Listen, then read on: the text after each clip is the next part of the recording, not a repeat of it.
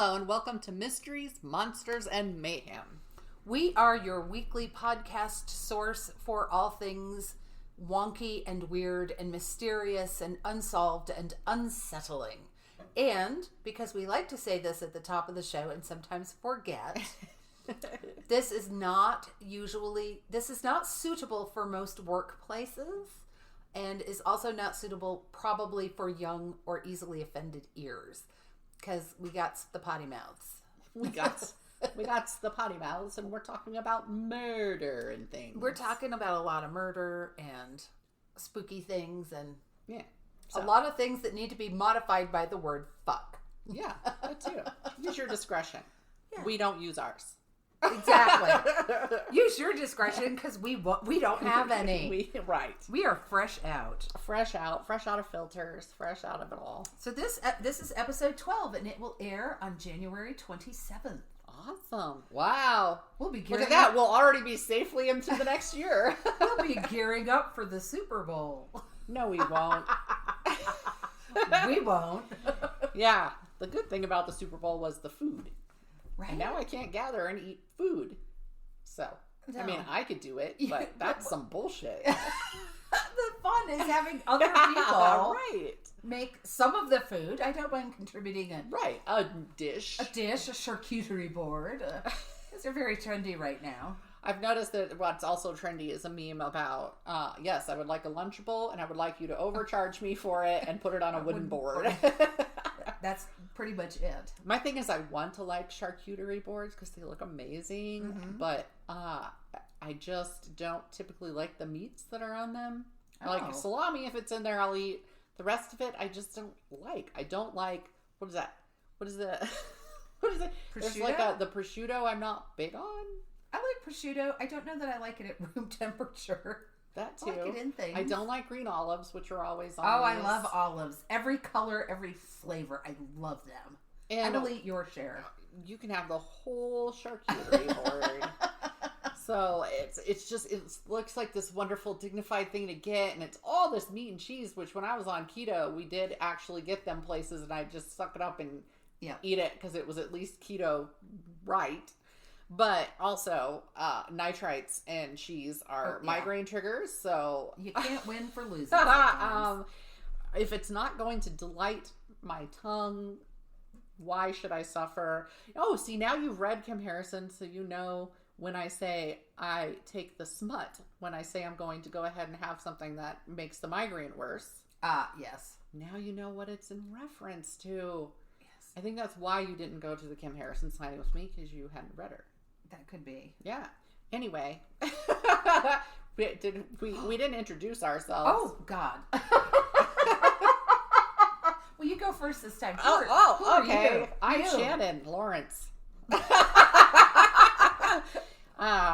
And I still got nothing to introduce that's the name myself. You're using this week. That is. That's it. I wasn't sure. But I went with that one at the last minute. And what should we know about you? You're a fabulous author. Oh, sure. Yeah. I'm feeling down I'm still grumpy. I'm still a grumpy author.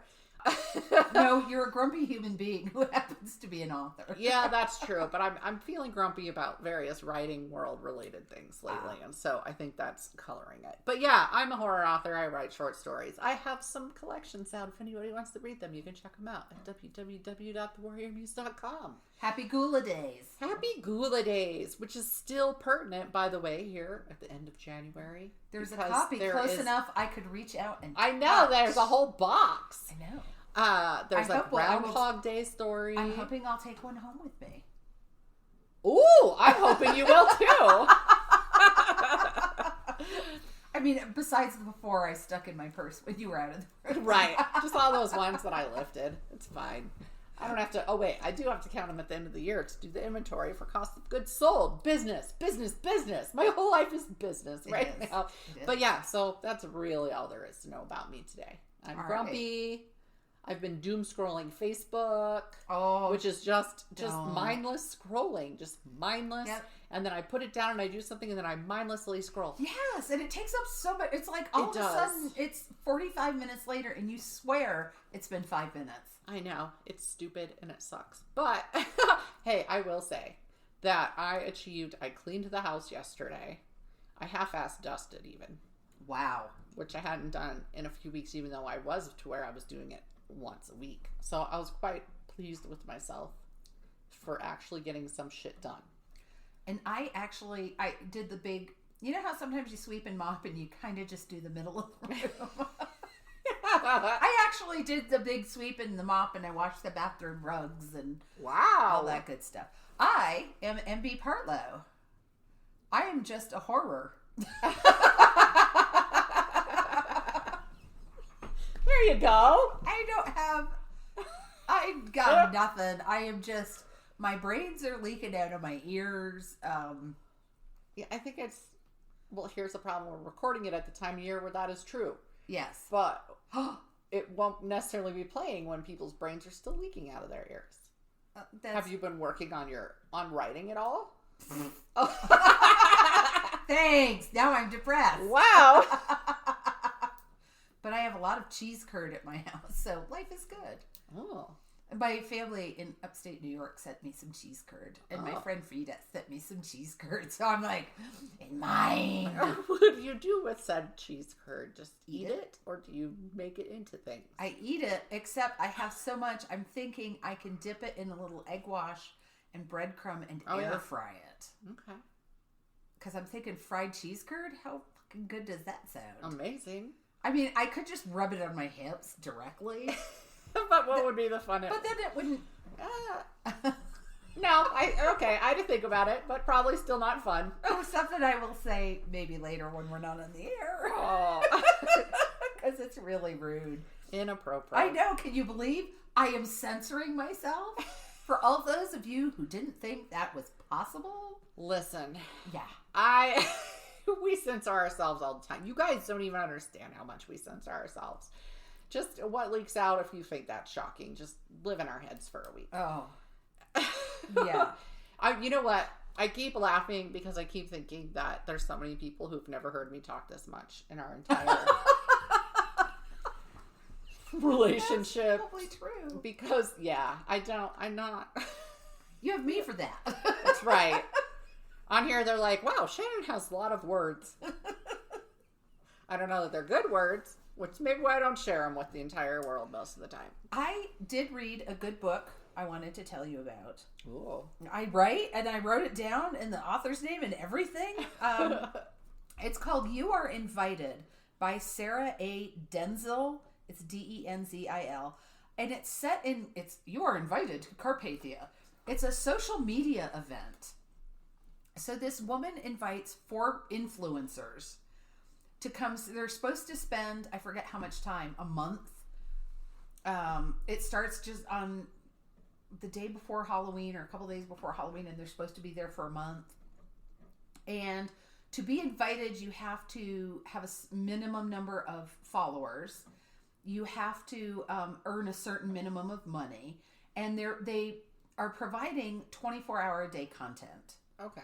And so the people who subscribe to this thing, there are 2 different tiers. So you can subscribe to just get the stuff that everybody gets, but then there's a VIP tier and they'll do special stuff just for you. And you can send donations. Like you could say, I'll donate $10 to Shannon if she'll tell a ghost story. Oh, okay. So the one woman who I feel exhausted already, like at the thought of planning this thing. Well, so the person whose head you're in is a writer. She's a self-published writer who makes her money self-publishing these fantasy books. And she has a big, solid fan base. And some of them have come over to, have followed her to this event and have subscribed. There's this woman who her claim to fame is she had cancer as a child and she overcame it. And she went on to become a successful model and makeup entrepreneur. There's another woman who I can't figure out what exactly it is she does. I just don't remember. But there's a guy who's a gamer So he does a lot of playthroughs, and he has a lot of jargon and lingo. I'm like, I don't know what he said, but doesn't matter. And there's another guy who's he's a fitness guru. Okay. Young, attractive. They've gotten the main...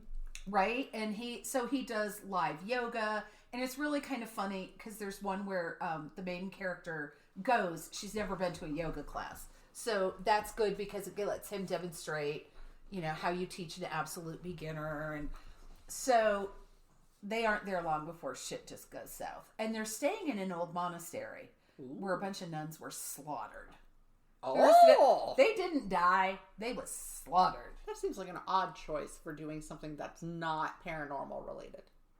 Right? But also amazing. So, yeah. So they get there, and it's very remote, and yes, the spooky things start happening. And of course, I love the books like this, that they walk the line between, is this somebody orchestrating this? Or is this truly a supernatural event that's happening? Okay. What, is... it reminds me of Paul Tremblay's Head Full of Ghosts, where is this happening, or is this them trying to play this up to mess with somebody who's not well? Yes. Yes, it's like that, but I like this one better. Okay. Well, you didn't really like the Head Full of Ghosts, right? I was not a huge fan of it, no. Whereas I liked it. But... I didn't hate it. No. I want to be clear. It wasn't like I read it and went, ugh. I just was like, it was, I read Stephen Graham Jones' Night of the Mannequin. What is that? It's, well, first of all, horror, because that's what he does. But it's, these kids have this mannequin they're playing with, and they take it into a movie theater where one of the friends works, and they're going to play a prank. And they dress the mannequin up, put it up in the front row. And so they want the assistant manager, when he comes through to check for their tickets, to freak out and whatever. Right. Except he comes in the movie, shines his flashlight down, nods, meaning he's seen a ticket, and walks on. And they're like, what? And they think that maybe the assistant manager saw them setting it up, and so he's playing a trick on them. And then the narrator at the end sees the mannequin get up and walk out of the auditorium at the end of the movie, all stilt-stepped. So that's freaky. One of the kids in this group, this adolescent friend group, gets killed, and the narrator decides that the mannequin is after them. I mean, there's a reason for all of this. The very basic, decides that they're after him and that he's got to do something about that. And because her entire family got wiped out, he feels that he needs to take out everybody in this friend group to save their families. Because if he kills them before Manny the mannequin can get them, then Manny won't take out their entire families like he did this first girl's. So anyway. That's some twisted fucking thinking right there. So I thought that I had seen the end, and I did understand what was happening, but there was another twist to come. Okay. So, yeah, it was brilliant as always. Was this an ebook? Or? I read it on ebook. Okay. Because otherwise, whenever I read a paper hardback, whatever, a hard copy, I try and get a picture of it and post it on Instagram to get people's books out there. Because I was going to say, can I borrow it? Right. No. But I don't know if that one was on the cheap when I got it or not. It's a fairly short novel, or I don't know if it's a novella or what. But anyway, that was good. I haven't read a Stephen Graham Jones in a while, and I'm behind. Because he had a new one out this year. Yeah. He had 3 things come out in a month. But, yeah, he writes really fast and really well. But, yeah. And I did remember, I think I was trying to remember the name of Zombie Bake Off is the name of the great comedy horror by him that is all these people in this big convention center, and there's PTA moms, and there's WWE type zombies. It's Zombie Bake Off. Zombie Bake Off. I went and looked at his list of books when I finished this book last night. and there it was, and I was like, yay! I should reread that one. Yeah. It was the first one I read. It was funny. Yeah. But scary. Yeah. I love that. There's nothing better than like funny the big and scary. wrestler zombies, and then if I remember right, the PTA moms become kind of xenomorphic and like they're crawling on the ceiling and weird stuff. Yes. Yeah. So anyway, I PTA moms love his work. It's Stephen Graham Jones. He's a Boulder author, so highly recommend. He's amazing. I need to read something by a stranger again. Oh, I did go back to an Agatha Christie though, so that's probably what I'll have finished next time. I saw the funniest thing. It is a bit by Bob Newhart, and it's called "Stop It." So, you've seen it. Mm-hmm. Stop it, or I'll bury you alive in a box. Listen, thing one. Jesus, I can't even remember my made up kids' names. The names I've made up for my kids, not but your made up children. My made up child. She doesn't actually have children. I do have a made up child. His name is Thurgood. He's the oldest. It's always his fault? No, but he lives in the basement because he bites and he has webbed feet and he's invisible. We've been talking about Thurgood for so long that somebody actually thought Thing 2 had a brother, Thurgood, who may live in the basement. Eventually you'll have to have a funeral for Thurgood. No, I think Thurgood will live on. He'll live beyond all of you? Beyond all of us. But anyway, so yes, stop. So Lucy, who's Thing 1, was sitting next to me today eating lunch as I was getting ready to come over to do the podcast. And I said, your jaw clicks really loudly now. She's like, thanks. Yes, I know. And so I wait a beat and then I go, stop it.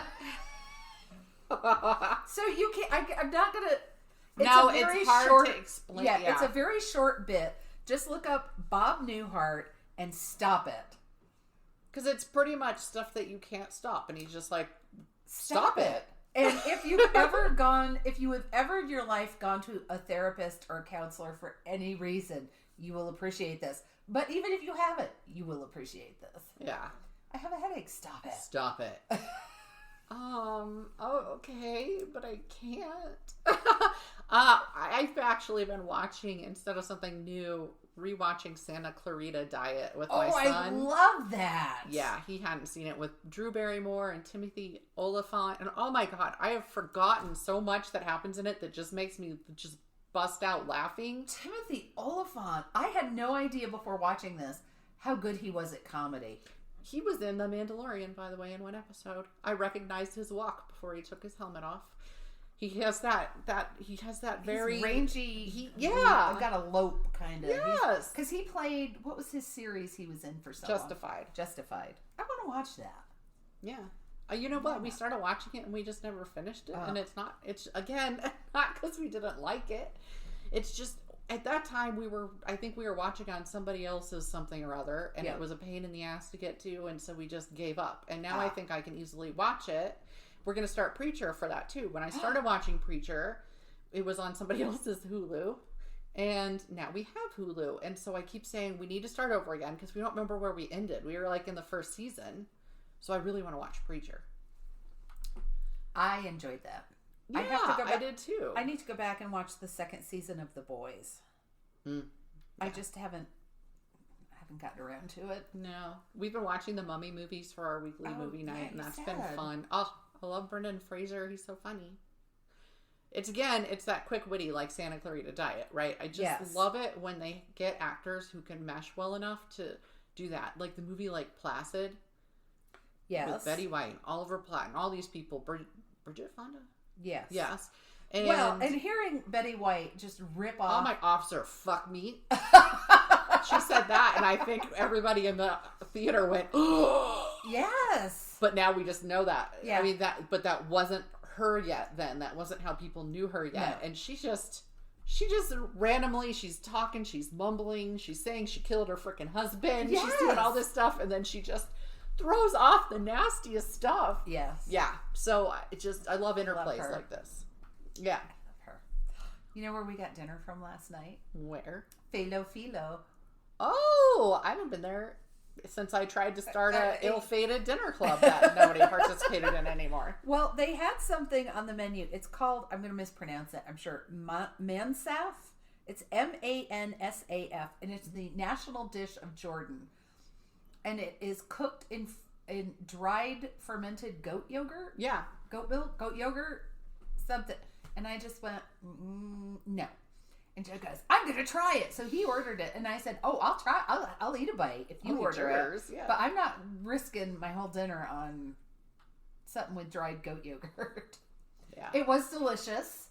And he said the girls picked it up and they brought it home and said, the guy said you're supposed to eat it with your fingers. Yes.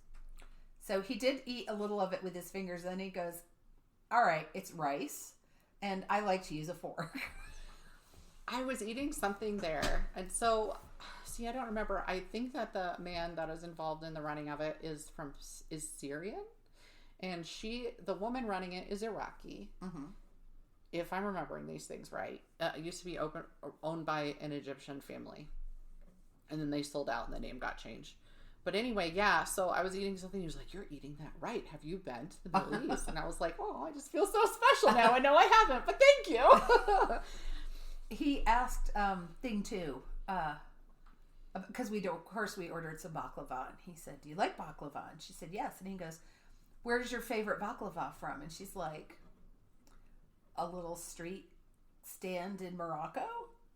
And he goes, you know what real baklava is. He's so friendly. Every time you go there, I mean, he'll talk to you, which is awesome. It's just so far away from me now because it used to be boop down the street, really, and then they moved to like the other side of the city. Yes, their food is awesome, but yeah, I feel like my thing is I just don't even have anywhere interesting to report food from because it's us and two teenagers. They don't want to try anything different. They don't, and so we can't go out. Right? Look, let's just add this to my grumpy meter. We can't go out for lunch. So it's like, yeah, that's why if we go get something, it's burgers or it's Subs or it's whatever. Yeah. And so I'm over food right now. I get it. I just did a grocery shopping order and they were doing weekend pickup. So I did it Friday night and then they're not doing weekend pickup anymore. So I order my groceries Friday. Don't have anything I need until tomorrow on Monday. Oh. Yeah. Because they're not doing it. And I was like, well, I'm not going to go to the store now. So you can't pick up or they don't deliver on pick the weekend? Up. Can you do pick up on the weekend? Not anymore. They just stopped at some point. Which? King Supers. Huh. Yeah, I did the clickless thing. They were doing... Now, I don't think they were originally doing weekends, and they started to maybe in March, like at the beginning of the pandemic thing, and then they just abruptly stopped. And I'm like, is it that nobody's doing it anymore? Everybody panicked in those first few months, and we're like, we have to do the pickup. Right before Thanksgiving, I did it from King Super on the weekend. Yeah, so I was doing it well before the pandemic, but there weren't as many people doing it. Does it vary by store? It's the same store I've always No, gone I mean, to. like, could other stores still be doing it, even though yours has stopped? Oh, I don't know. I can't imagine why they would stop doing it on the weekends. That seems like prime. It seems to me that means that people aren't using it as much as they were in spring.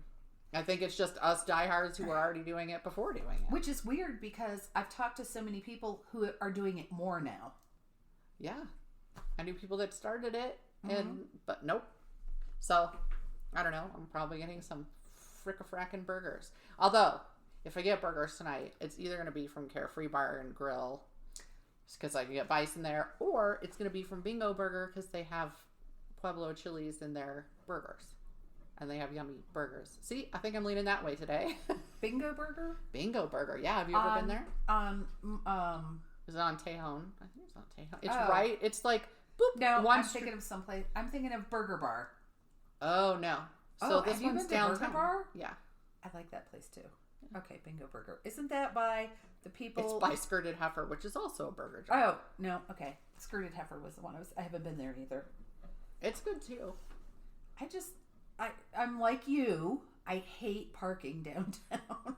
Yeah, I absolutely hate it. I will say when we get Bingo Burger, like at night, now it's not a problem. I mean, nobody's really hanging out downtown, so we can park. Skirted Heifer, I stopped going to because the inside had 2 tables. Yeah. Bingo Burger was bigger, and so we walked up to that. And by the way, Skirted Heifer, for people listening, is called that because they just make it a certain way so that there's this giant cheese skirt around it. Like almost like fried cheese. There's gonna be a little. Oh, thank you. Oh God. Bright light. How about I turn on the overhead one? Yeah, do that. I'm like, you're blind. It's like I'm being interrogated here.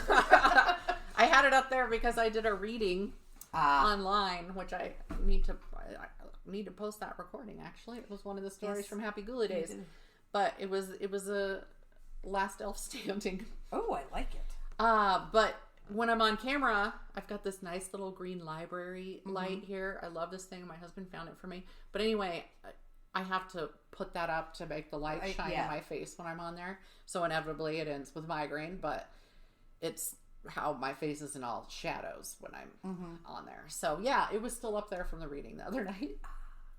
You know where I went the other day that I hadn't been in a while? Because I had forgotten about it. Kawa Coffee.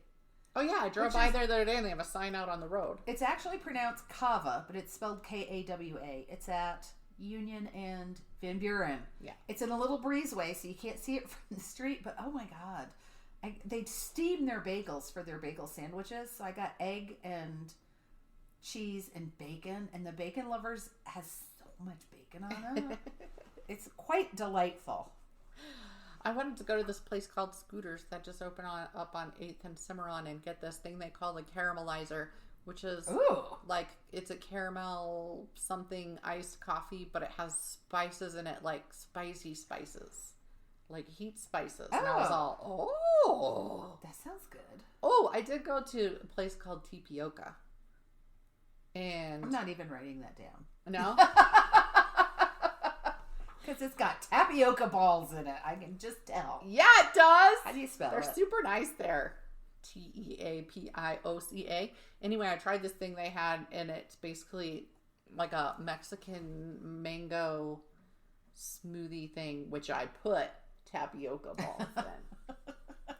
Because I love the texture of them. And I can't believe that, because I can't stand the texture of them. Oh, I'm such a texture person. Chewy gummy balls. I know! It's amazing! Anyway, there were mango chunks in it too. But this was also like a heated, there's chili spice in it and stuff no, like that does sound good. Yeah. So, I've got all these places I keep meaning to try, and dessert places. And I found somebody on the Culinary Distancing Colorado Springs Facebook page that delivers vegan cinnamon rolls, but I don't remember the name of it, so you might as well not write that down. Well, I'm writing down the Culinary Distancing Colorado Springs. Yeah, I think every city needs to have a page like this, because it was created to support the restaurants during the pandemic, which are half of which are going to close anyway. What's the one? They make Old Chub and Mama's Little Pills. Oh, Oscar Blues. Oscar Blues. I thought they had closed, but they are open for takeout. Oh, okay. And I think you can sit on the patio. I kept meaning to look at that. Oh, and somebody posted a huge list in that Culinary Distancing COS where it's just all the places that have heaters. Mm-hmm. And Carefree Bar and Grill got a grant. Yes, and are going to use it to heat their patio. Not that I'm going to any of these places. I'm sitting on their patios right now, but I'll still try and get takeout. They're part of there are some local businesses that are doing a raffle to raise money. So I sent that to my boss and I said, hey, what do you think? Should we do this? And he said, absolutely. And by the time I got to work, he had already sent them 2 gift certificates for the shop. So wow. I was like, all right. He was on that. He was. It's like, whoa, slow down. What's happening here? Wait, I'm not used to people working this fast who I talk to. No. Well, no. Are we ready to get started? I think we are, and I'm going to start this week. So, here's what I wanted to talk about. I wanted to talk about Bonnie Elizabeth Parker. And all I could find, now granted, I didn't do the world's deepest, in-depth 4-month search into this. So, it may exist out there and I just haven't found it yet. So you may know her better as half of the partnership of Bonnie and Clyde. So I looked at Wikipedia, I looked at biography.com, which is the fucking hoot, TSHA online, and at history.com, This Day in History, which is, I think that comes from, the History Channel.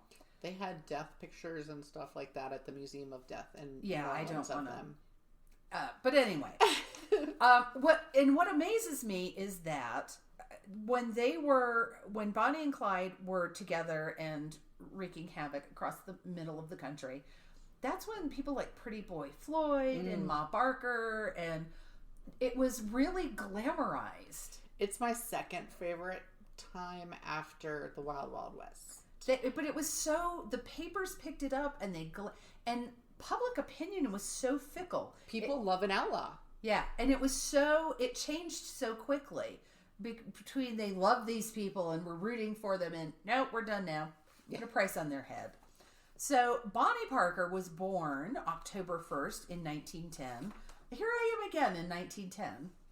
You just can't stay out of that. I cannot help myself. She died May 23rd, 1934. So she was only 24. She hadn't had her birthday. She was only 23 when she died. Yikes. That's the thing. They're always so young when you actually look at this. I mean, in movies, they aren't that young, right? Yes. Well, they were played by Warren Beatty and Faye Dunaway. Yeah. Who neither one of them were that young. I mean, obviously, it's made a long time ago, so they're considerably younger than they are today. That is not a slam on Faye Dunaway that's not. So anyway, there's this popular perception of Bonnie as being this cigar chomping, machine gun toting, bad chick, and that wasn't her. That the way that she's perceived, the way that the public has made her out to be. Now, I'm not saying she was innocent. She was not. She knew what she was doing, but she didn't smoke cigars. She generally wasn't involved in the shooting. She was there. She might have been driving the getaway car. She might have been loading the guns. She wasn't actually doing the killings. Mm-hmm. She was born in Texas. Again, we're back to Texas again. She was born in Rowena, Texas. Her father died when she was 4. So her mom moved them to her parents' home in Cement City, outside of Dallas. Sounds amazing. I can't even imagine how dreary a place named Cement City might be. So in her sophomore, and people were like, either they think she was hard-hearted from the moment she shot out of the birth canal, or they think she was sweet and innocent. And I'm like, really? Could she not be both? Could she just be human? Could she just be a person? So in her sophomore year of high school, she met a guy named Roy Thornton, and they dropped out of school and got married 6 days before her 16th birthday in 1926. That just astounds me. She actually had a tattoo of his name on her leg. Now, depending on what source you read, it was either just above her knee or it was on her inner thigh. Okay. There's a lot somewhere where it wasn't going to show. Yes. Although, I was going to say that there's a lot of expanse. I'm gesturing at my own thigh, and I'm like, but she was not like 5 foot tall, so that was not a lot of expanse for her. Oh. She was a petite flower. They were frequently apart, and it was intimated that he may have been abusive. She may have found this out after she married him. Yeah. So they separated in January of 1929. And she never saw him again. Even though when she was killed, when she died, she was still wearing his wedding ring. She never took it off. She always wore his wedding ring. Had nothing to do with him. So she moved back home, moved in with her mom, and worked as a waitress. About a year later, in January of 1930, this all happened. The timeline is so fucking short of when they met and everything that happened. They met in January of 1930 at a mutual friend's house, and it was just apparently an instant attraction, and they spent all of their time together for a few weeks, and then he was arrested for auto theft, which was a thing for him. So he was sent to Eastham Prison Farm, and apparently Eastham Prison Farm, and I can only imagine what it was like there, this changed him completely. He went in there like a young man fresh out of high school, kind of an all-American certificate, except for that whole car thievery thing. And came out completely different. Came out a hardened criminal. Was it a work farm? It was a work farm. Okay. In a prison. Apparently he was sexually assaulted while he was in prison. And that was also his first murder. Oh. Yeah, he beat his tormentor to death. Homie, don't play that. With the pipe. Yeah. Okay. I'm like, But interestingly enough, I'm like, I can't figure out where they got exactly all the information. A man who was already in for life took the fall for that murder. Okay. Because willingly? Yeah, just willingly. like, all right, kid, let's get you out of here? Yeah, willingly took the fall for that. So, so this was after he had met Bonnie. So she went to visit him in prison, smuggled him in a little gun. So he did escape prison for a little while, but they caught him and sent him back in. He either cut off 2 of his own toes or had someone else cut off 2 of his toes so he could avoid hard labor in the fields. Wow. He did that days before his mother's petition to get him released went through. Oh, jeez.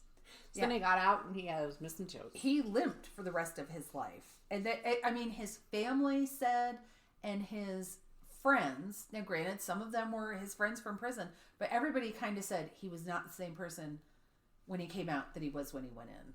So kind of the point of prison. But it was. It sounds like it took him way darker. It took him much darker.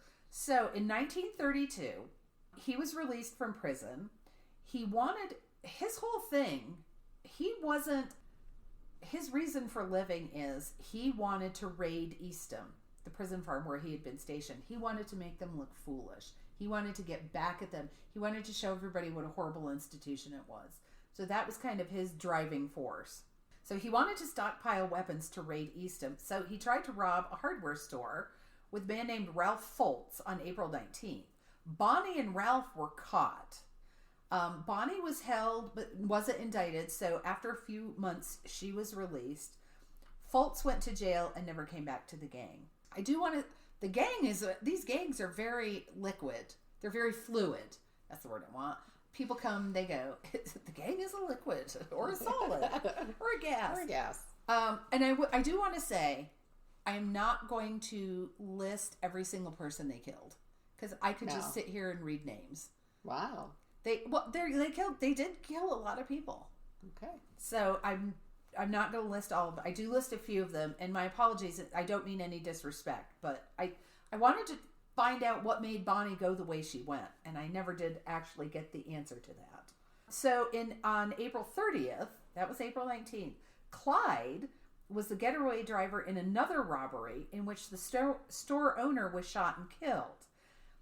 Everybody who was involved said that Clyde was the driver and stayed outside in the car, even though the victim's wife ID'd Clyde as one of the shooters.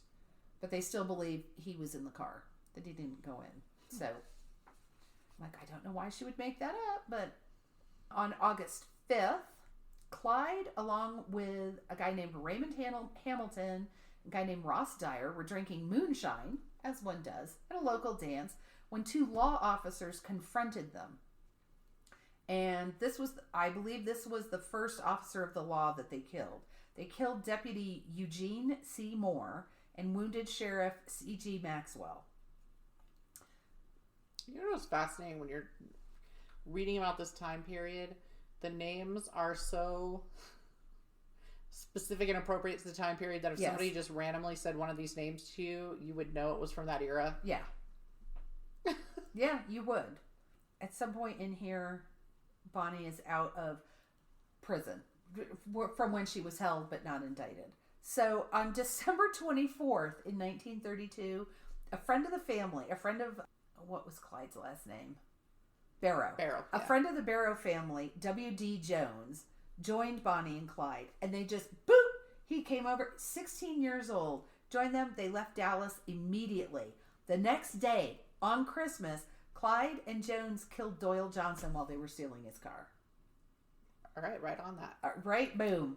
In early 1933, in January, they accidentally found themselves in the middle of a trap that was set up for another criminal. Didn't say who it was set up for. And they killed a deputy. Then in March, Clyde's brother Buck was released from prison. So he picks up his wife Blanche and he joins the gang that's holed up in Joplin, Missouri. Mm-hmm. Now, a lot of times when you read about Bonnie and Clyde, you see this place in Joplin, Missouri. It's their famous hideout. They weren't actually hiding at this point. I mean, they were having a case of beer delivered every day. They were having parties all night. Hideout's more fun to say than this place they lived in. Now, the Barrow family maintains that Buck and Blanche went there to try to convince Clyde to turn himself in, to give up the life of crime and to turn himself in. But the neighbors were complaining about, there were noisy parties all night, every night, into the late hours. And I'm like, it didn't seem like anybody was trying to convince anybody of anything. April 13th. So there have been a lot of complaints. You know, people are complaining because they're in a residential neighborhood. It's not like they're in the middle of nowhere. There are so many places they could have had a hideout and just partied, and instead, just in the middle of a real town. Yeah. Tornado Alley. So, 5 officers go to confront what they think are bootleggers. Because, of course, who's going to be having drunken parties all night long? Bootleggers. So, in the course of this fiasco, one officer was, and it was a fiasco on both sides. So, one officer was killed. One was fatally wounded and another one was injured. They think Jones, that was the 16-year-old, was shot in the side, but he recovered. Clyde had a bullet bounce off a button, and that's hard to say. Bullet bounce off a button. And Buck was hit by a ricochet off a wall. They had to pull Blanche off the street into the getaway car because she was chasing her dog Snowball. Did she get Snowball? It doesn't say, but oh my gosh, I think she must have, because I'm like, that is she would not have gotten in the car. That is a true good pet owner. Think of your animal first. Well, maybe don't take it on a crime spree. Yeah. So good pet owner, bad pet owner. I mean, yeah. I didn't say good person. So, all right. So the gang, what happened was, when they left, I mean, they were just shocked. Here are the police showing up, shooting at them. They left all their personal belongings, everything, their weapons, Buck's parole papers that were like 2 weeks old. I mean, 2 or 3 weeks old. His parole papers, all this stuff. Bonnie's poetry. She wrote poetry. She kept a journal for a while that someone found about how much she hated Dallas and couldn't wait to get out of there, and how much she liked the movies. And they also found a camera with a lot of undeveloped film. So after the police had the film developed, they sent the pictures to the newspapers. Not the newspapers asked for the pictures. The police sent the pictures. Here you go. Yeah. That's where you get that famous photo of Bonnie with the cigar holding the gun. Mm-hmm. And because they were playing around. They were playing around. And apparently that's what all these pictures were. Because I saw a couple others, and one is Clyde standing there, and he's like got one hand on his hip, and his other arm is bent, and she's sitting on his arm. Like he's holding her up. Wow. And it's all this. No, don't get me wrong.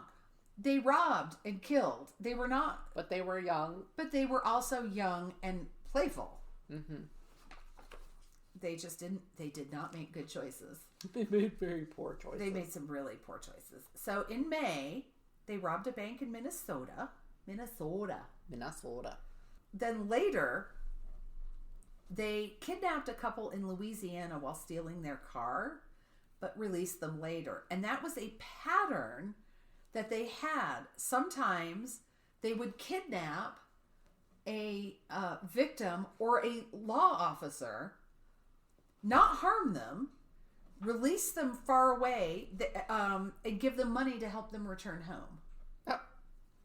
Well, thank you kindly. But at the same time, they did not hesitate to shoot anyone, police or civilian, who got in their way. Right, because Christmas Day, they shot and killed somebody while stealing his car. Yeah, so it's this bizarre... Either they were likable, either the person they took was likable and did whatever they said. Yeah, that's what I'm thinking. The person was like, okay, go ahead. And they're like, well, we can't let you go. Get in the back. Have a sandwich. I don't know. Here is some here's $20 liquor, some moonshine for you. Yeah, here's $20. Get a bus ticket home. Wasn't their money to begin with. Oh, so yeah, really. And they were not, for the most part, they were not bank robbers. They were robbing mom and pop gas stations and little stores. The people it would hurt the worst. Exactly. I'm like, I think you would have gotten a lot more sympathy if you had been knocking off, Banks. Big business. So on June 10th, we're 1933. I had to make sure I knew what I was talking about. There was an accident. Apparently, now he could have been drunk because there was a lot of drinking and carousing. Clyde drove past a road closed sign and drove into a ravine. And the accounts vary, but Bonnie was injured. She had 3rd-degree burns on her right leg so bad. I mean, it was from her hip to her foot. Oh. Apparently, it went to the bone in spots. Oh, you should see the look on Shannon's she at least face. Wouldn't be able to feel that because the nerves would be gone. They didn't know if she was going to live. Damn. The burns were so bad, and they're not sure if it was gas from the car or ignited or if it was acid from the car's battery, because cars were built differently back then. Oh yeah. Anyway, they got help from a nearby farm. The people at the farm helped them, and then they were in hiding in Fort Smith, Arkansas. And Buck and Jones, the 16-year-old, went out. They needed money, they needed food, and they needed medical supplies. Uh-huh. They messed up a robbery and killed a town marshal, so they had to flee again. And all this time, he has to carry her. She can't walk. No. She can't. I'm surprised she's not just screaming in agony. I feel like she'd just be unconscious most of the time, just to save her brain. Right? So, by July, she's getting a little bit better. But, I mean, this something like that isn't going to heal in a month. They checked into the Red Crown Tourist Court and rented 2 cabins. It was 2 cabins connected by 2 garages. But they drew a lot of attention to themselves because Brainiac Blanche, paid for the room and the meals she ordered with coins. Like several days in a row. More than once she went in and ordered like 5 dinners and paid them with coins. Okay. Even though she told them only 3 people were checking in. She's consistently ordering 5 dinners. And she's wearing jodhpurs. She is smart. She's not a great criminal. Nobody has seen a woman. They barely see women in pants, much less riding pants, jodhpurs. Okay. So right next door to the motel is the Red Crown. I can't remember what it was called, but it's a restaurant right next door to the motel that is frequented by the highway patrol. So when the owner of the motel tells the police there's some rowdy goings on. Also, I think they had been in town shopping for certain medical supplies. And so the local police had asked people to be on the lookout for people. Gotcha. So I was going to say, damn those rowdy kids and their 5 dinners. Maybe somebody's just really hungry. So the police staked out the place and planned this huge rage. They had a rager, man. Yeah. Planned a huge raid. I need to enunciate more clearly. The police had a Thompson submachine gun, which apparently was no match for Clyde's Browning automatic rifle he had stolen. So there was a very intense firefight. But there was a fluke shot, and it didn't say from which side, and it could have been a ricochet that hit the armored car and hit the horn. So the horn goes off, and the police thought it was a ceasefire signal. Oh no. So they stopped firing, and the gang escaped again. But Buck, they did not escape unscathed. Buck is missing a piece of his skull. Oh. In his forehead. Hello, his brain is waving. He's missing a whole... Boy, these kids had some disturbing injuries. Yes, and I don't know how old Buck was, but I think he was the older brother. But I mean, anyway. Buck is missing a piece of his skull, exposing his brain, and Blanche is almost blind because she has glass splinters in her eyes from all the stuff. Oh my God. I'm like, I think if my eyes were full of glass splinters, I would probably just fucking kill myself. Yeah. I can't pull those bitches out. Something. That's terrible. Yeah, that is horrible. So They flee and they camp at an abandoned amusement park in Iowa, but were caught again. That's because they were all dying. Anyway, Buck was shot in the back. Didn't die immediately. He died 5 days later. They did operate on him and try to save him, but they're like, dude's got a massive fucking head injury. I mean, really, we can't fix this. We can't. We can fix the fact that we shot him, but we can't put his brains back. And Blanche was caught, tried, and convicted. I think when he went down, she just gave up. Probably. She didn't sound like the brightest. She was stumbling anyway because she couldn't see. But do they stop? They do not.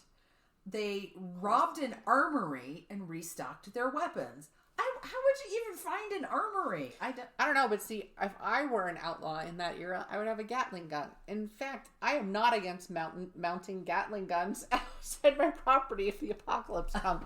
They've always seemed fun. When you do that crank? Yes. I'm like, come on, you can't rival that. I'm just going to mount a bunch of Gatling guns. There's a house that overlooks the Garden of the Gods that I just intend to break into and kill the owners when the apocalypse comes, and then I'll mount the Gatling guns and I'll have the view I always wanted. You don't want to share the house with them? Nope. Okay. If it's the apocalypse, all bets are off. Every man for himself. That's right. So, after they robbed the armory and restocked their weapons, they went back to Texas to see their families. Because that's what you do.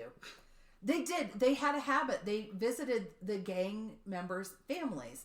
Like kind of on a rotation. So sweet. Had a nice dinner. Yeah.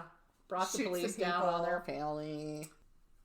Jones, so they went to Dallas and Jones went to Houston, I believe. And he was caught in Houston without incident. Okay.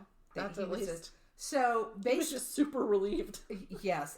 Based on the information he gave the police set up a road, not a roadblock, but an ambush. And they had one of Clyde's family members park their car there. So Clyde was driving up and he got suspicious and just kept driving past where he was supposed to meet his family. But the car was riddled with bullets and it struck both of them in the legs. These people were shot multiple times over the course of their so short lives and even shorter criminal careers. And yet they just kept going and criminaling more. They did. They were like Energizer bunnies. They learned 0 lessons. Exactly. But in 1934, in January, Clyde orchestrated a fairly successful raid on Eastham. And he released some friends who were still in there, and he did bring a great deal of shame down on the Department of Corrections. Good. Which I'm sure they deserved, but they also killed some law officers in the process. Not good. Which was not going to fly. So the Department of Corrections brought in retired Texas Ranger Frank Hamer to track down and apprehend the gang because he had this massive reputation that people were just scared of him. He had 53 confirmed kills and had been sustained 17 wounds in his career in the line of duty. First. Yeah. So on Easter Sunday, what is it with them and holidays? No, they just like killing people on holidays. They killed 2 highway patrolmen on Easter Sunday. And apparently it got blown. This is when public opinion really turned against them because it got blown way out of... It wasn't even in sight of the truth anymore. Because apparently Bonnie was not involved. The people who were actually involved in the shooting were like, no, she was asleep in the back seat. Yeah, because she had a burn down to her bone. But some witness said she was shooting the police officer and laughing about it. On May 23rd, we come to May 23rd. So Hamer, this retired but reinstated Texas Ranger, has been studying Clyde's pattern and used it to predict where they would go next because there was the law then that if you cross state line, the cops couldn't pursue you. So if you were going from Colorado to Kansas, the Colorado cops would have to stop the Kansas border. Yeah. They could not pursue you into Kansas. And they knew who was in the gang and they knew where their families lived. So they did. They had a routine of visiting gang members' family. They went around the loop and they got wind of a planned visit to Louisiana and set up an ambush. Now this ambush was set up at least one possibly up to 2 days before Bonnie and Clyde actually showed up.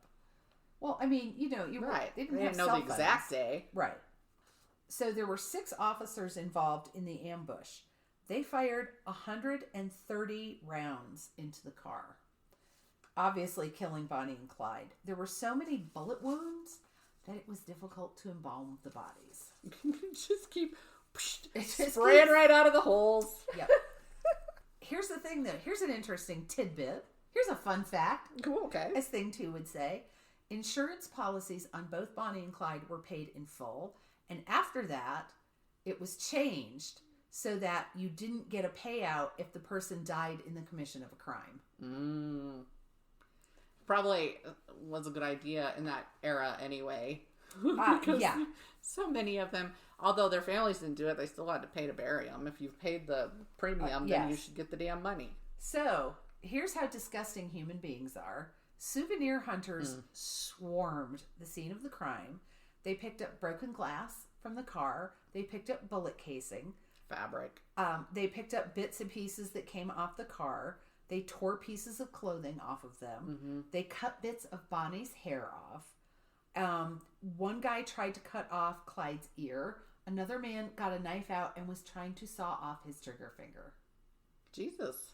And the police had to call for help to clear the scene. Because there was a mob of people. So here's the thing. Leading up to their capture, it wasn't a capture, leading up to their demise, leading up to this grand finale, several different organizations and departments had offered rewards for the capture or death.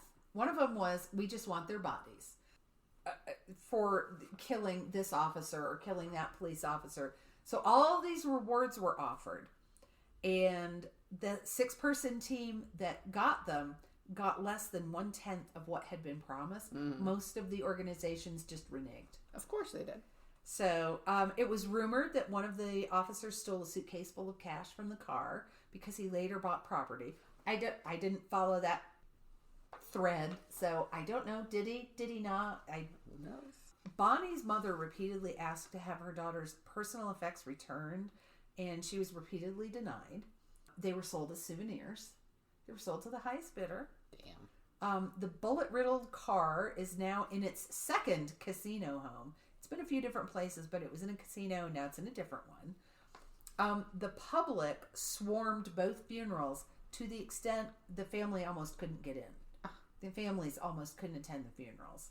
And the one wish was, one of Bonnie's poems that's quoted all the time was about how they would go out in a blaze. Yeah. They would die together. They would die young and they would die together. They did want to be buried together, but Bonnie's mother would not allow for the two of them to be buried together. Parents and their well-meaning atrocities. But yeah, 23 years old. She had lived on the lam. She had taken part in these robberies, if not the killings. And I just think it would be fascinating to know, how did she get into that? How did she keep doing that? Nothing anywhere said that Clyde was so charismatic that... Now, granted, the two of them clicked, but... Yeah. So I wish we knew more about her. And her parents. Yeah. So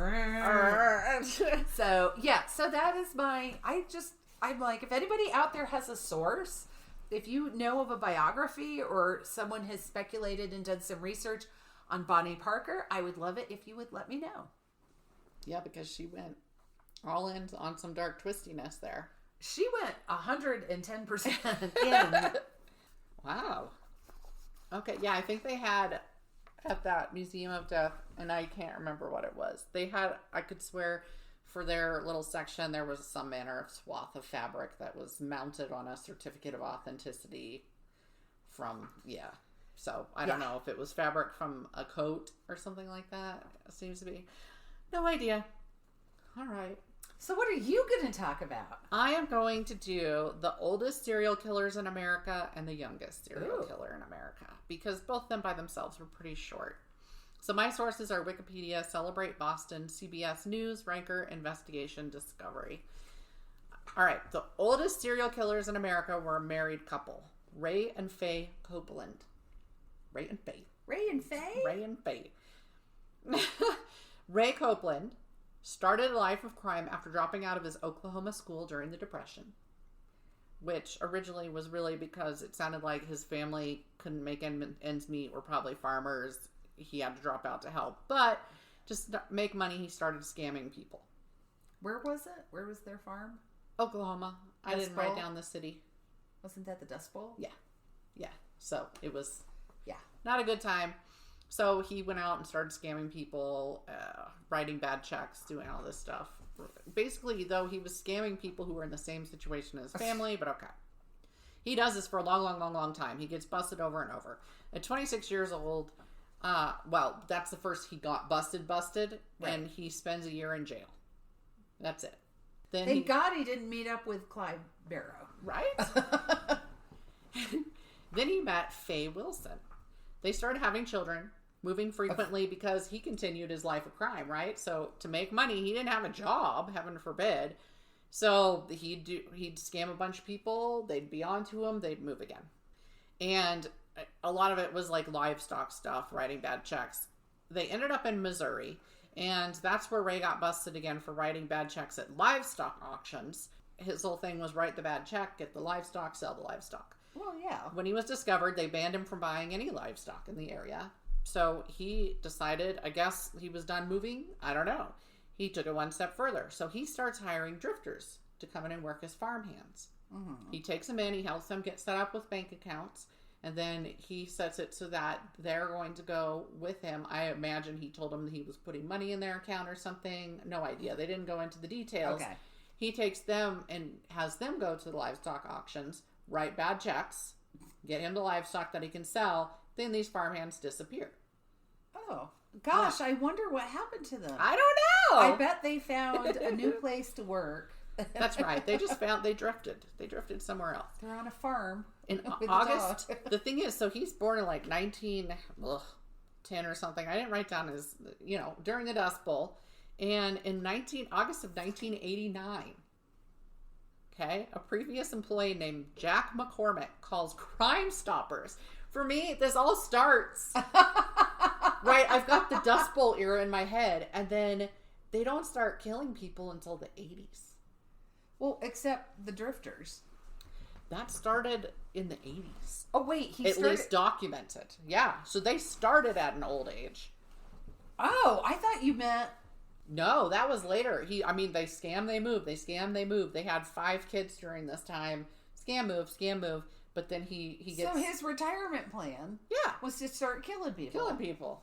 Well, after they wrote bad checks for him. I hope that's not Joe's retirement. But the whole Crime Stoppers thing is so funny. I remember how big Crime Stoppers was in the 80s, right? And so this guy calls and he left it anonymously, but I guess he came out afterwards and said it was him. He had been one of those farmhands, and he said, first of all, he'd found a skull and human bones on the property, and so that's when he was on to something shady, right? And he said that Ray tried to murder him. So he calls in, he's like, you'll find body parts if you go search. The police see that, he's got this record of being arrested, being in jail for a few months, a year. Nothing serious ever happens to him in terms of punishment. And he's been doing it since he dropped out of school. Scamming people. The police show up, and they say that they take the bloodhounds. They investigate. At first, they don't find anything. Then they finally do in a building. They find 5 bodies buried on the property. Ooh. And they'd all been killed by a gunshot to the back of the head. They find the .22 that eventually gets confirmed as the murder weapon. When they searched the rest of the farm, they found a register that included names of their farmhands that had been drifting through. Faye had kept a careful record, and she'd put an X next to 12 of the names. 5 of those names were the bodies they found. They did identify the men. I'm not going to give their names or anything, but they did identify those, so they figure that they probably killed 12. Beyond that, they find that Faye had sewn a quilt out of the clothing belonging to the men they'd kill. Oh, so that's thrifty. Just bear that in mind. It's morbid as fuck, but also thrifty. Yeah. Upon their arrest, they were 69, her, and 76, him. years old. Wow. Her lawyers, of course, went about with the whole, course. she had battered women syndrome. She wasn't a part of any of this. She had no idea her husband was killing people or committing crime. What did she think he did for a living? What did she think happened to the farmhands? Why did she make their clothes into a quilt? Why did she put X's next to their names if they were the ones killed? Anywho, the juries didn't believe it. Well, I mean, now granted, her husband could have said, well, Buford ran off in the night. He's not here anymore. So I can see she puts an X. But, and look, honey, he left all these clothes. We might as well use them. Might as well make a quilt. Make a dress for little Sally. Little Sally's got to be an adult by now. Right. Yeah, okay. Absolutely. And they had 17 grandchildren. So, 5 children, 17 grandchildren. Mima and Pop Pop were bad people. Bad people. The juries convicted each of them and sentenced them to death, but Ray died in 1993 of natural causes while on death row, and Faye ended up having a stroke and was given compassionate release in 2002 because she was partially paralyzed, and they were like, well, forget it, she's old as hell. She died 1 year later than that in a nursing home. That's their story, just a little brief thing, wow. But it was just, you make it all your life without killing anybody, and then you're like, And she had listed there were dates of death for the people, which I couldn't find where they got that information. Like, was that in the register too? Wow. Because if so, really, did she break down the date where they just disappeared, or did she write down the date where they got killed? I don't know. But anyway, it was, I think the first one was 86 or something. Wow. And then no, because there was an earlier random one, which is why I think that there certainly were more people that were killed.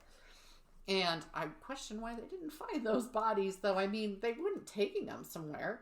But anyway, it was like 83 to 89 or something like that. I don't remember. Wow. Yeah. Just, all right, go write some bad checks so I can sell some livestock. I don't think that he even farmed. Like, they didn't even farm. They had farm. What do they need farm hands for? So they must have kept some of the livestock. This was the whole reason I settled on that, like, wanted to do them is because they weren't people that were well known. Yes. But no, God no. But there's so little information. How do you have time to be doing all these scams if you're really farming? But you don't hire farmhands if there's nothing to farmhands. True. So they must have had some of the stock, or it could be, I don't think you can buy it and sell it the same day. Yeah, so they would keep them around and take care of them. And maybe they were going through the motions and cutting hay and planting taters. Taters. People. Yeah. Planting farm and maybe they had settled down and had a garden or, did some farming. I don't know. Wow. I don't either. So then I went and I was, out of curiosity, I went and looked up the youngest serial killer. And I told you before we started recording that when you look that up, there's all these articles saying youngest serial killer. And then it's a whole bunch of stories about a little kid that killed one person because they don't know what serial killer meant. But yes. And even this one is pushing it. But youngest serial killer in America was named Jesse Pomeroy. His father was a Civil War veteran, and they lived in Massachusetts. Jesse was born in 1859. By 1871, when Jesse was 12 years old, boys started reporting that an older boy was luring them away from prying eyes and assaulting them. He would beat them with his fists, a belt, and even go at them with a knife. I did read about him. Did you? I heard, yeah, when I was looking around for, what do I want to talk about? Yes. That's funny that came up. He would also sexually assault some of them, if not all, because again, maybe some of them didn't tell that part. And locals named him the Boy Torturer or the Red Devil. Now, they didn't know it was him yet. Right. Okay? But they named this person doing this.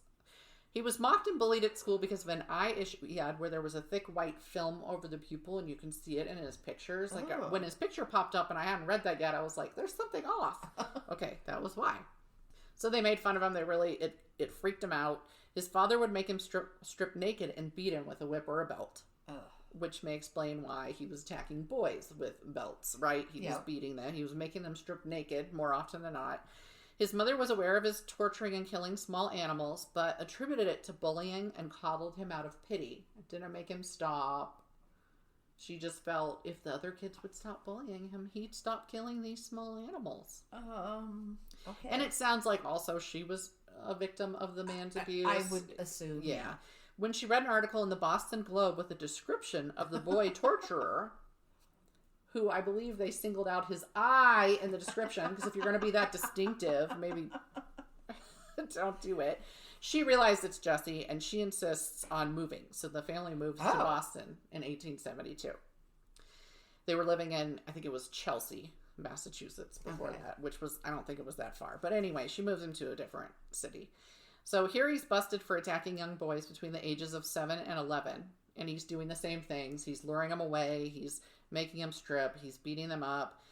He's taken to juvenile court. His last victim had identified him after being tied to a telegraph pole and cut in the face with a knife.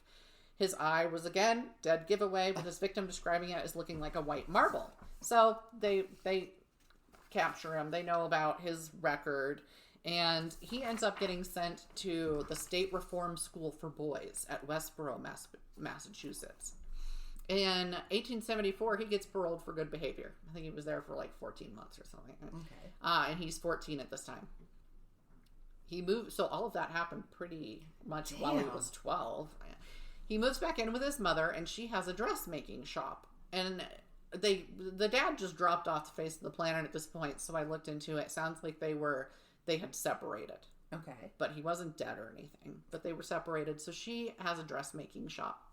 About a month after he comes home from the State Reform School, which I'm sure was a great place, Katie Curran, a 10-year-old girl, disappears. The last place she was seen was the Pomeroy dress shop. She'd been out to get a notebook, and she'd stopped by the dress shop for something.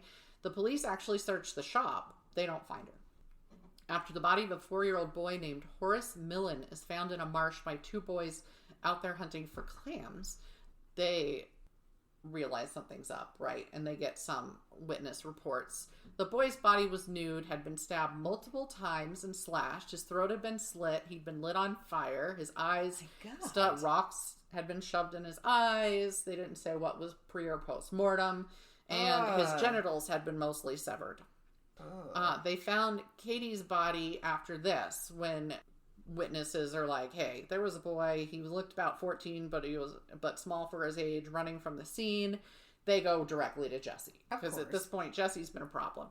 This time when searching, they find Katie's body in the basement of his mom's dress shop. Her throat had been slit, and she'd been buried under a pile of ash. So that's why they hadn't found her before.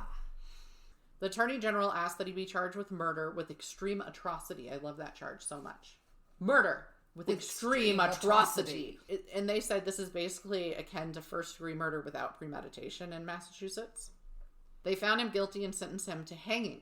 The governor, though, was really bothered by the fact that he was 14 years old. He refused to sign the death warrant. They kept trying to get him to sign the death warrant. They did anonymous votes for and I think 2 times they still came out with, hang him.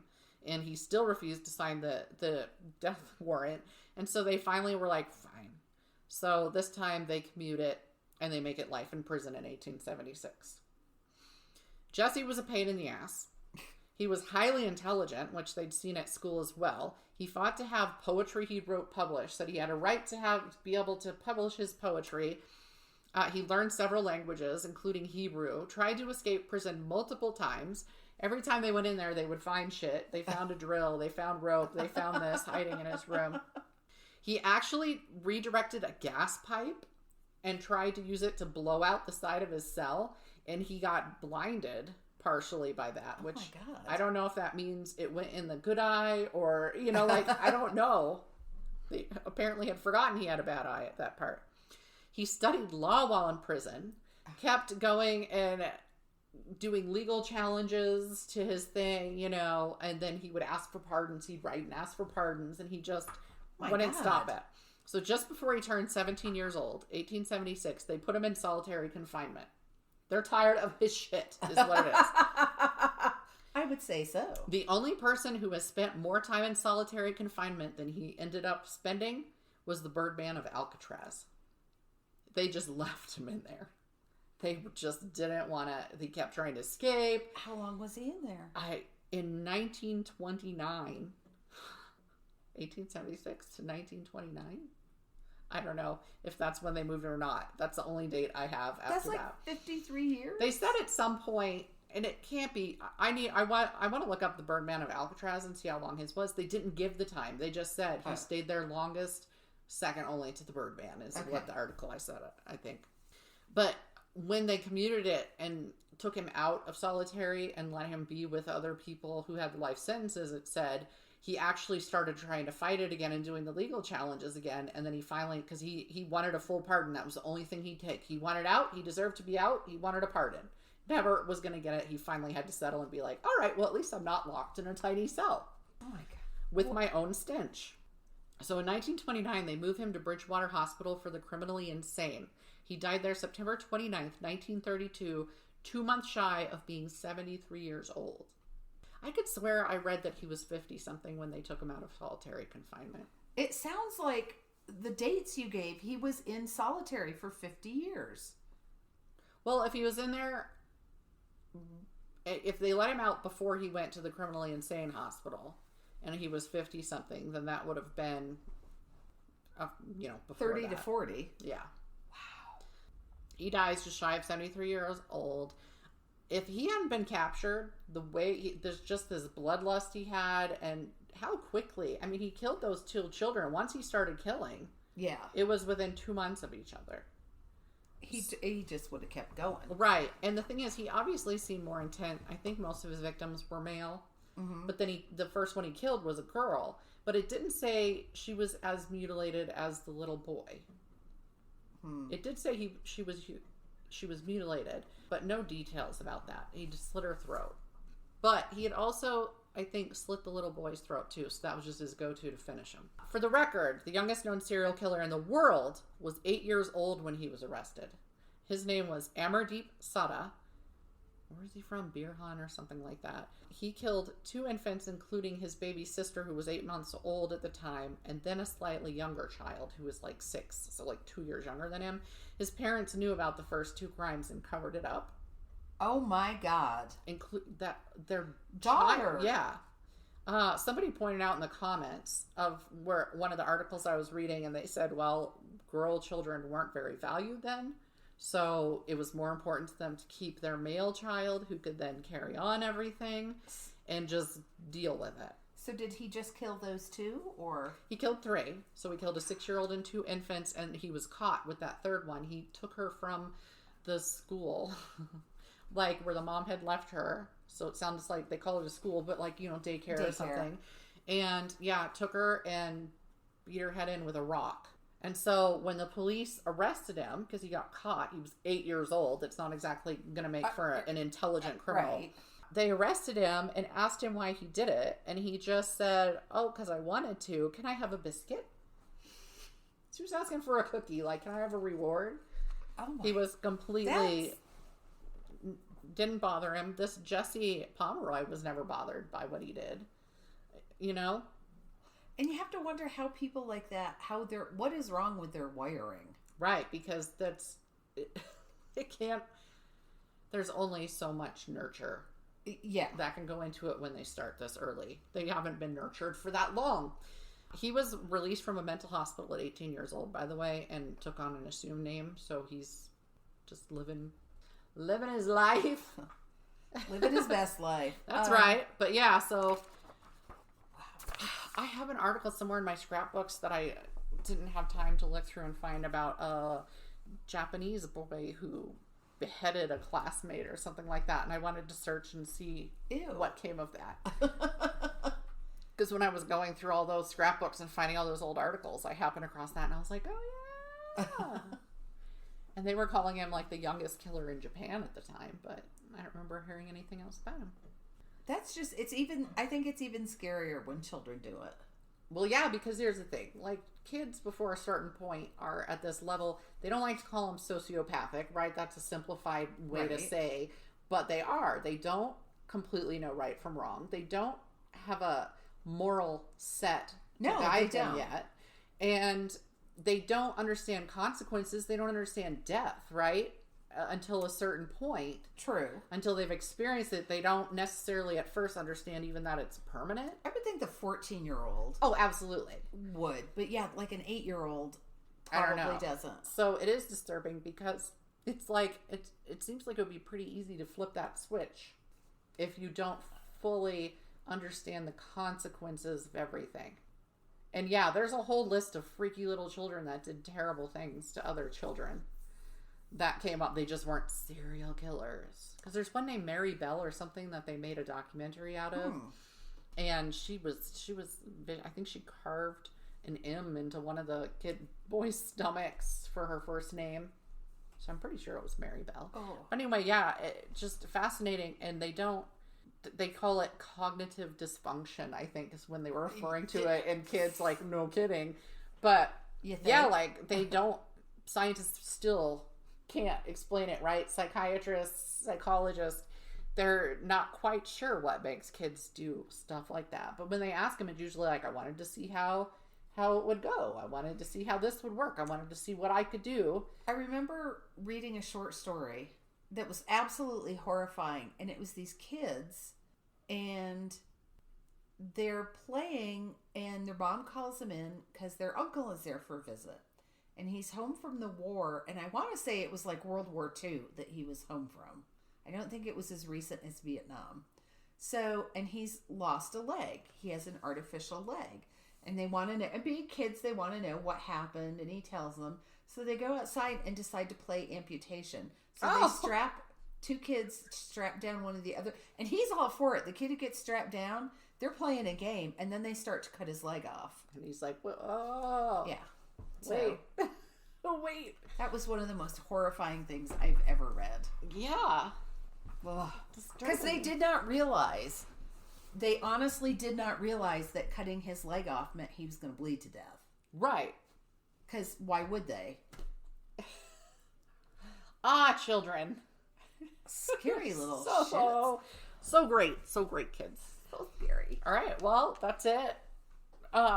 Look us up on our website, mysteriesmonstersmayhem.com. Email us at mysteriesmonstersmayhem@gmail.com. Send us your stories.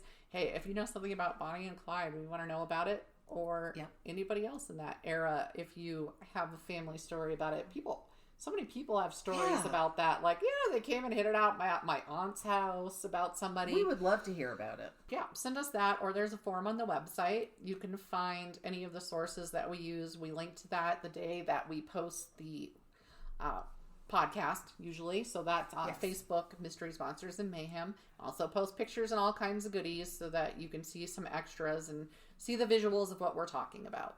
Yes, I posted one of the photos from the barbed wire museum in Kansas. And the Czech egg. In La Crosse. The Czech egg. The world's largest Czech egg. And what was the other one? Oh, I posted 3 Kansas. It was the Van Gogh painting in that's right. Goodland. I thought that I should find Jesus in the wheat from the giant billboard. Yes. And post him just because it's Kansas, and that is what I associate with Kansas now permanently. There's also the Fick Fossil Museum. Fick. And there's a bunch of paintings in there made out of teeth. How's it a painting? Well, did they paint the teeth? Some of them. And I've heard of that place. The fossilized shark teeth. Mm. And this woman would make these big, elaborate paintings, and she would use melted dental wax and melted crayons and these fossilized teeth. I'm still fascinated by the stories that started coming out, the news stories, like where people are finding teeth in their walls. And it was like dentists had been there, like had their dental offices there. And I guess that was how they were getting rid of them or something. Or maybe there was a...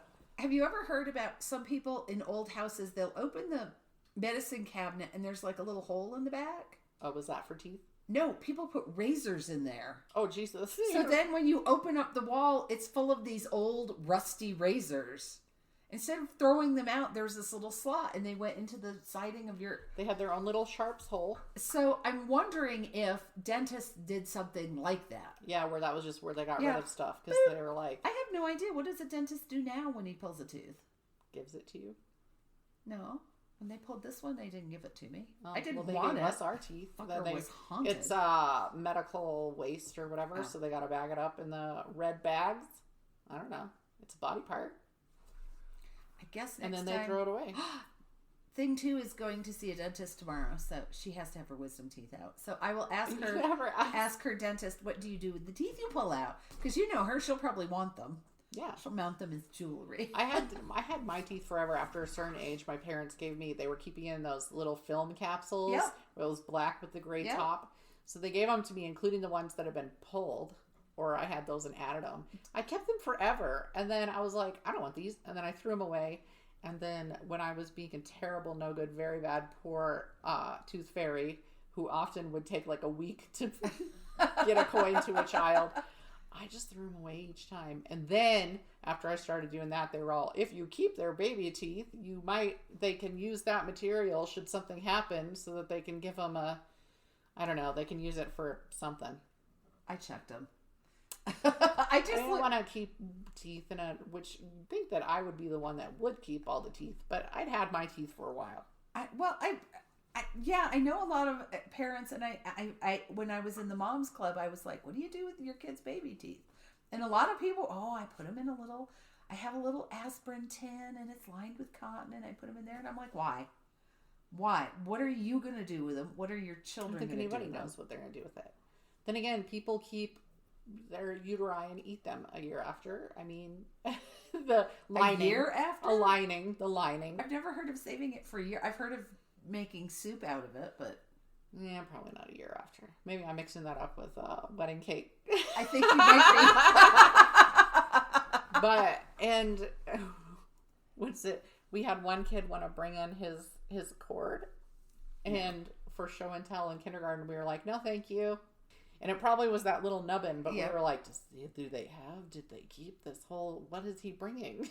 Because when that little nubbin fell off of my oldest child, Joe and I looked at each other, and I go, what are we supposed to do with it? And he goes, I don't know. Are you going to scrapbook it? And I said, hell no. No. Throw it away. Medical waste. Right in the garbage can without a red bag. Yep. All right, well, that went south. That's the... Because I know that both of my children listen to this. She didn't keep our teeth? Oh my gosh. Yeah, imagine. I'm like, did my parents just have 5 filled canisters full of teeth? I don't know if they ended up giving the rest to my siblings. But you know how it goes. Sometimes you do stuff for the first. Yeah. So they didn't actually have any teeth for the others. Or they just put them all in your canister. I'm like, well, this seems like more teeth than I would have lost. What are you, seems crocodile? like the number of teeth a shark might have. And 3 rings of teeth. Yeah. So I have no idea. All right, y'all. If you have any interesting stories about teeth, did your family make one of those tooth dolls where it's like real human baby teeth in the head? Have you seen those? I have. And some of them have real hair, and I'm like, but that's a lot of hair. Is that just for my haircut? So anyway, tell us about that, please. Yes. Come on. Tell us what your family did with baby teeth. Make me a non-grouchy person. He's sending me something about this. Even better if you have pictures. Oh, God, yes. Oh, yeah, please. All right. Have a good week, and we will talk to you next week. Bye. Bye.